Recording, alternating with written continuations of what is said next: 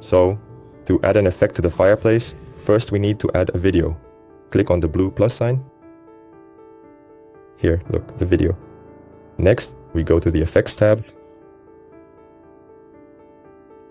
open search and type by the fireplace, meaning by the fireplace. Wait for the search, and here we have this effect appearing. We can also change the speed and the transparency of the flames. We can also change the contrast of the purple color across the entire screen.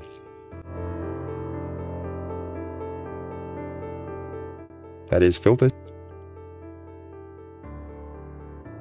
Well, look at the difference when you change various parameters.